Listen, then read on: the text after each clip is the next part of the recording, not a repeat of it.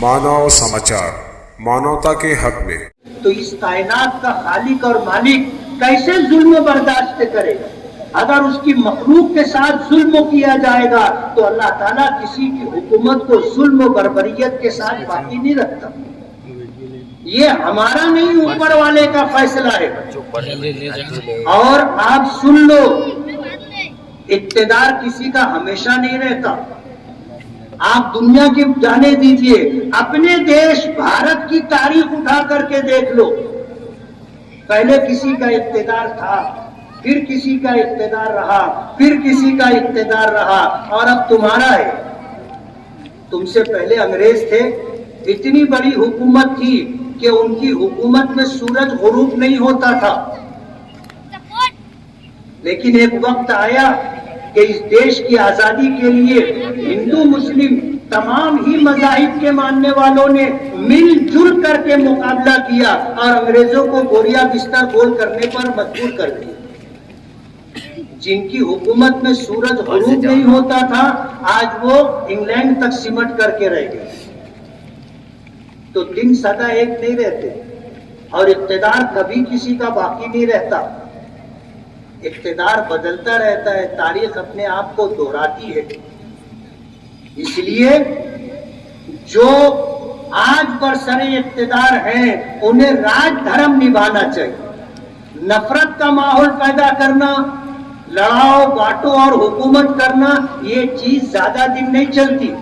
अंग्रेजों ने हिंदुस्तान में यही किया था और जब तक वो इसमें कामयाब रहे, इक्तदार पर रहे, इस मुल्क में रहने वाले मुसलमानों को हिंदुओं से, हिंदुओं को मुसलमानों से और इस तरह दीगर मज़ाहिब के लोगों को आपस में लड़ाना और अपनी हुकूमत कायम रखना, ये अंग्रेजों का तरीका था। डिवाइड एंड रूल बहुत मशहूर अंग्रेजी का जुमला है, यही उनका तरीका था। लेकिन जाहिर बात है बाकी नहीं रहा। बहुत दिन तक लोग बेवकूफ नहीं बनते और ईमान वाला दूसरी मर्तबा बेवकूफ नहीं बनता। हदीस पाक में आता है, ला युज़दगुल मुमिनु मिन जुहरिन वाहिदिन मर्रतैन, कि मुसलमान उस मालिक पर ईमान रखने वाला एक सुराख से 2 मर्तबा नहीं डसा जाता। 2 मर्तबा नहीं, 1 मर्तबा एतमाद करके धोखा खा सकते, लेकिन 1 मर्तबा चोट लगने के बाद दोबारा फिर धोखा नहीं खाते। और अगर दोबारा आप धोखा खा रहे हो तो आप अपने ईमान की खबर लो, है कि नहीं है? अगर ईमान होता तो दूसरी मर्तबा धोखा नहीं खाते। अपने ईमान का जायजा लो। एक बात बहुत नुमाया तौर पर समझने की है कि इस तरह की मोटी मोटी बातें हम अपनी जहालत की वजह से नहीं समझ पाते। अल्हम्दुलिल्लाह सुम्मा अल्हम्दुलिल्लाह, माजी के मुकाबले में आज मुसलमानों में तालीमी बेदारी आई है और जिंदगी के तमाम शोबों में और तालीम की हर फील्ड के अंदर आपको मुसलमान नुमाया तौर पर मिलेंगे। और हैरत की बात यह है कि लड़कों के मुकाबले में लड़कियां तालीम के मैदान में आगे हैं। हर साल जो रिजल्ट आता है, उस रिजल्ट के आने के बाद पता चलता है कि फिर लड़कियों ने बाजी मार ली और तमाम फनून के अंदर हर लाइन से लड़कियां आगे। मुसलमानों में बेदारी आई है, लेकिन मैं आपसे ये कहना चाहता हूं कि आप अपने बच्चों को पढ़ाइए, अपनी औलादों को पढ़ाइए। आप एक वक्त खाना कम खाइए, आप 2 जोड़े कपड़े कम बनाइए, आप अपना जेब खर्च कम कीजिए, अपने बच्चों को आला तालीम दिलाइए। लेकिन ये तालीम नौकरी और मुलाजमत के लिए नहीं।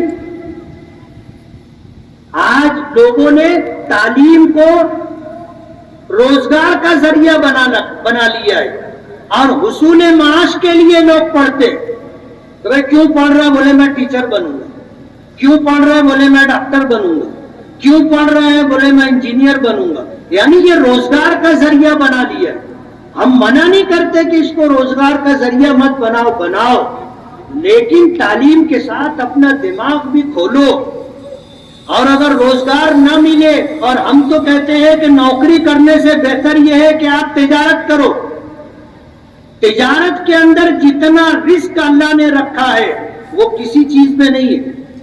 اگر ہماری شریعت میں ہمارے پیغمبر کے ارشادات کا مفہوم اگر سمجھیں تو 65% روزی اللہ نے تجارت میں رکھی ہے، اس کے بعد کھیتی میں رکھی ہے، اس کے بعد نوکری میں. ایک آدمی ساری زندگی نوکری کرتا ہے، کماتا ہے کماتا ہے کماتا ہے، کچھ پیسہ جمع کرتا ہے، آخر عمر میں گھر بناتا ہے، 2-4 سال رہتا ہے، ساری زندگی کما کر کے گھر بنایا اور 2-4 سال رہ کے چلا جاتا ہے، اور اس کی اولاد بولتی ہے ابا کے سمجھا نہیں رہا، گھر ایسے بنائے کہ نہ تو ایسے بنا.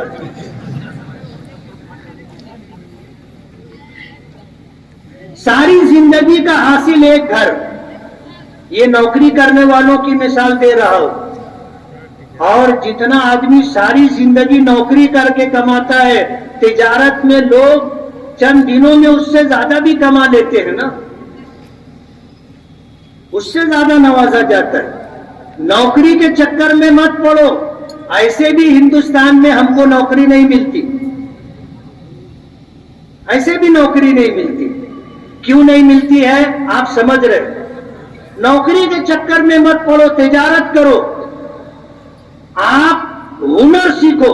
ہمارے بڑے کہا کرتے تھے کہ ہنر نر ہوتا ہے، سمجھتے ہو نا، نر اور مادی، نر اور مادہ. ہنر نر ہوتا ہے. آپ کے پاس ہنر ہے، آپ زندگی میں جہاں کہیں رہو گے اپنی روٹی روزی کا انتظام کر لو گے. آپ کے پاس ہنر رہنا چاہیے. اور ظاہر بات ہے یہ ساری چیزیں تعلیم سے ملتی. آپ تعلیم کی فیلڈ میں آ کر کے اپنے بچوں کو اعلیٰ سے اعلیٰ تعلیم دلاؤ. تعلیم لوگوں میں شعور پیدا کرتی ہے، تعلیم لوگوں میں بیداری اور احساس پیدا کرتی ہے. انہیں اس بات کا پتہ ہوتا ہے کہ اس موقع پر ہمیں کیا کرنا چاہیے. آج ملکوں کے حالات کدھر جا رہے ہیں؟ ہم مسلمانوں کے لیے عرصہ حیات تنگ کیا جا رہا ہے. ابھی آنے والے کچھ مہینوں میں کارپوریشن کے الیکشن ہوں گے، 1.5 سال کے اندر اسمبلی اور پارلیمنٹ کے الیکشن ہوں گے. ظاہر بات ہے جو لوگ آج برسر اقتدار ہیں وہ انگریزوں کی پالیسی لے کر کے چل رہے ہیں کہ لڑاؤ اور حکومت کرو، بانٹو اور حکومت کرو، نفرت کا ماحول پیدا کرو، لوگوں کے درمیان دوریاں پیدا کرو اور اقتدار کا لطف اور مزہ لیتے رہو.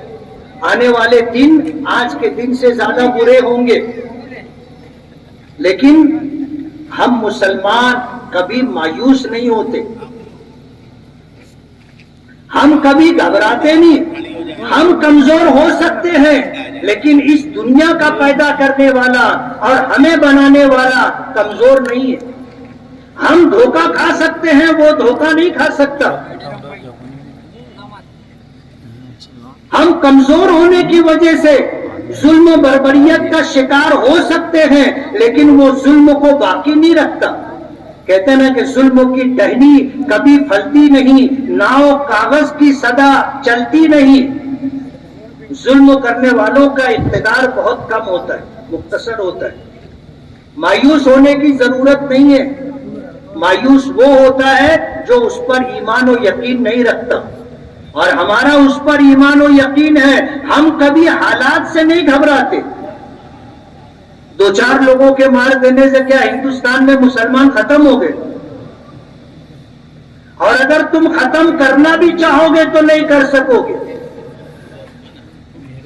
دیش کی آزادی کے لیے ہم نے آپ نے مل کر کے انگریزوں کا مقابلہ کیا، دیش آزاد ہوا. جن کو جانا تھا وہ چلے گئے. ہمارے باپ دادا نے اپنی مرضی سے یہاں رہنا پسند کیا ہے. تم نہیں جا سکتے تھے اس لیے تم یہاں رہے. ہمارے باپ دادا دیش چھوڑ کر جا سکتے تھے لیکن ہمارے باپ دادا نے اس ملک میں رہنا اپنی مرضی سے اختیار کیا ہے. اس ملک میں رہنا ہماری مجبوری نہیں ہے، اس ملک میں رہنا ہماری ضرورت نہیں ہے، اس ملک میں رہنا ہماری چاہت اور ہماری پسند ہے.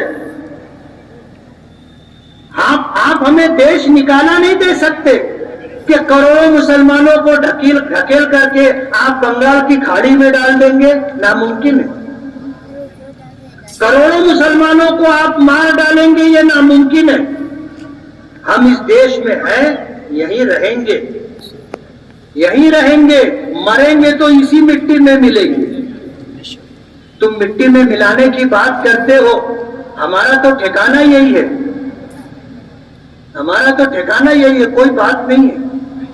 تو آج ملک کے جو حالات ہیں، دو چار لوگوں کے مار دینے سے اسلام ختم ہو جائے گا یا مسلمان ختم ہو جائیں گے، ایسا بالکل نہیں۔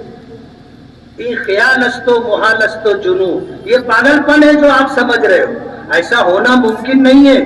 اس لیے ہمیں گھبرانے کی قطعاً ضرورت نہیں ہے، اور ظلم کی رات بہت لمبی نہیں ہوتی، انصاف کا، امن و شانتی کا سورج نکلتا ہے۔ اس لیے گھبرانے کی ضرورت نہیں ہے، کرنے کا جو کام ہے وہ آپ کرو۔ کرنے کا کام یہ ہے کہ اپنی اولاد کو آپ تعلیم دلاؤ، اعلیٰ سے اعلیٰ تعلیم دلاؤ، اور ملازمت اور نوکری کے چکر میں مت رہو، پڑھ لکھ کر کے اپنے اندر شعور پیدا کرو۔ جو نصیب اور مقدر کی روزی ہے، آپ تجارت کی لائن سے جدوجہد اور کوشش کرو، اللہ نصیب کی روزی تمہیں دے گا۔ دوسری بات، ملک کے موجودہ حالات سے گھبرانے کی ضرورت نہیں ہے۔ جو آج صاحب مسند ہے کل نہیں ہوں گے، جو آج صاحب مسند ہے کل نہیں ہوں گے، کرایہ دار ہیں، ذاتی مکان تھوڑی ہے۔ ابھی الیکشن آنے والا ہے نا، ہماری ووٹوں سے اقتدار میں گئے تھے، اللہ نے، اس ملک کے سنویدھان نے اور دستور نے ہمیں یہ حق دیا ہے کہ اگر ہم کسی کو تخت پر بٹھا سکتے ہیں تو اس کا جنازہ بھی کاندھا دے کے اٹھا سکتے ہیں نا۔ اور یہ چشم سر سے دیکھے جانے والی چیز ہے، کسی کا اقتدار ہمیشہ باقی نہیں رہتا، لوگ آتے ہیں جاتے ہیں۔ جو مالک کی مخلوق کے ساتھ، انسانوں کے ساتھ ہمدردی خیرخواہی کا معاملہ کرے گا، اس کا اقتدار لمبا رہتا ہے، اور جو اس کی مخلوق کے اوپر ظلم کرتا ہے، اس کا اقتدار لمبا نہیں رہتا، لمبا نہیں رہتا۔ الیس الصبح بقریب، جب سورج ڈوبتا ہے تو پوری دنیا پہ اندھیرا چھا جاتا ہے، اللہ پاک فرماتے ہیں کہ کیا صبح قریب نہیں ہے؟ الیس الصبح بقریب، رات بھی ختم ہوگی، سورج بھی طلوع ہوگا، کوئی روک سکتا ہے؟ دنیا کی کوئی طاقت ہے جو سورج کو طلوع ہونے سے روک دے؟ یہ نظام کائنات ہے۔ اس دنیا میں اوپر کا بنایا ہوا، اوپر والے کا بنایا ہوا دستور ہے، اگر سورج ڈوبا ہے تو سورج نکلے گا بھی۔ کبھی ہم تھے، کبھی کوئی اور تھا، آج تم ہو، تاریخ اپنے آپ کو دہراتی ہے، اور آدمی جہاں سے چلتا ہے گھوم کر کے وہاں آتا ہے۔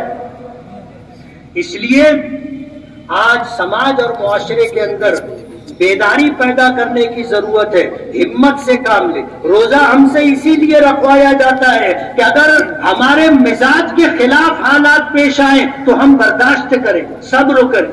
روزہ ہم سے اس لیے رکھوایا گیا کہ ہمارے اندر تقوی پیدا ہو۔ تقوی کا مطلب یہ ہے کہ ہم اوپر والے کے احکامات کو مان کر کے زندگی گزاریں، اس سے ڈر کر کے زندگی گزارے، من مانی زندگی نہ گزارے کہ ہم جو چاہے وہ کریں۔ نہیں، ہمارا مذہب اور دھرم ہے، اس نے ہمیں زندگی گزارنے کا جو طریقہ اور سلیقہ، جو راستہ ہمیں بتایا ہے، اس راستے پر ہم کو چلنا ہے۔ اگر ہم صحیح راستے پر آ گئے، ہمارا راستہ کوئی کاٹ نہیں سکتا۔ ہم صحیح راستے پر آ گئے، ہم منزل تک پہنچیں گے، ہمارا راستہ کوئی روک نہیں سکتا۔ آج دکھ کی بات یہ ہے کہ ہم نے صراط مستقیم کو چھوڑ دیا ہے۔ زمانہ مانگ رہا ہے دعا ترقی کی، زمانہ مانگ رہا ہے دعا ترقی کی، مگر تجھے تیرا عہد کہن ہی راس آئے۔ آج ہم پورے بھارت کی بات کر رہے تھے، میں اپنے شہر کی بات کروں گا۔ 12 نومبر کے معاملے میں اور رام نومی کے موقع پر پولیس کا کردار کیا رہا ہے، پورے شہر کو سمجھ رہا ہے، سب دیکھ رہے ہیں کہ 12 نومبر کے معاملے میں کون تھا، آپ نے ان کے ساتھ کیا کیا۔ رام نومی کے معاملے میں کون تھا، آپ نے ان کے ساتھ کیا کیا۔ میں آپ کو بتانا چاہتا ہوں کہ ظلم ظلم ہوتا ہے، ناانصافی ناانصافی ہوتی ہے۔ اگر آپ نے انصاف نہیں کیا آپ کو بھگتنا ہے، آپ کو بھگتنا ہے۔ اگر آپ نے اپنی وردی کے ساتھ، آپ نے ملک کے سنویدھان و دستور کے ساتھ اگر انصاف نہیں کیا ہے، آپ ظلم کا راستہ اختیار کر رہے ہیں، ناانصافی کا راستہ اختیار کر رہے ہیں، تو زمانہ آپ کو معاف نہیں کرے گا، آپ کو سزا ملنی ہے۔ ضروری نہیں ہے کہ ہم آ کر کے سزا دیں، ایسا ضروری نہیں ہے۔ آپ کی بیوی بھی دے سکتی ہے، آپ کے بچے بھی دے سکتے ہیں، آپ کے بھائی بھی دے سکتے ہیں، آپ کا پڑوسی بھی دے سکتا ہے، اور اوپر والا تو انصاف کرتا ہی ہے نا۔ آپ کی زندگی سے چین اور سکون نکال لے گا۔ ایک کیا، اگر 2 اڈا بھی آپ مار لو گے تو چین اور سکون نہیں ملے گا۔ یہ 2 نظروں سے دیکھنا اور الگ الگ معاملہ اختیار کر کے چلنا، آپ کچھ بول کر کے اپنے آپ کو تسلی دے سکتے ہو کہ نہیں صاحب ایسا نہیں ہے، ایسا نہیں ہے، آپ اپنے کو تسلی دے سکتے ہو، لیکن یہ تسلی زیادہ دنوں تک رہنے والی نہیں ہے۔ اوپر والے نے آپ کو بنایا ہے تو آپ کو ضمیر دیا ہے، اور یہ ضمیر انصاف کے لیے کچوکے لگاتا رہتا ہے۔ آپ جب بستر پر جاؤ گے، رات کی تنہائی ہوگی، تو آپ کو آپ کا ضمیر ملامت کرے گا کہ تم نے جو کیا ہے غلط کیا ہے، اور یہ آپ کو چین نہیں لینے دے گا۔ آپ کو انصاف کرنا ہے۔ سماج میں اچھے برے سب لوگ ہوتے ہیں، کچھ برے ہوتے ہیں، زیادہ تر لوگ اچھے ہوتے ہیں۔ آج ہندوستان میں اتنی کوشش کرنے کے بعد، نفرت کا اتنا بڑا بازار کھڑا کرنے کی کوشش کرنے کے باوجود، آج ہر دھرم میں، ہر سماج کے اندر اچھے لوگوں کی تعداد زیادہ ہے۔ گناہ کرنے والے انگلیوں پر گنے جا سکتے ہیں، تھوڑے لوگ ہیں۔ آپ نے اگر انصاف کے ساتھ کام لیا اور ظالم کو ظلم سے روکا، گنہگار کو گناہ سے روکا، اور زیادتی کرنے والوں کو زیادتی سے روکا، لا اینڈ آرڈر باقی رہے گا، امن و شانتی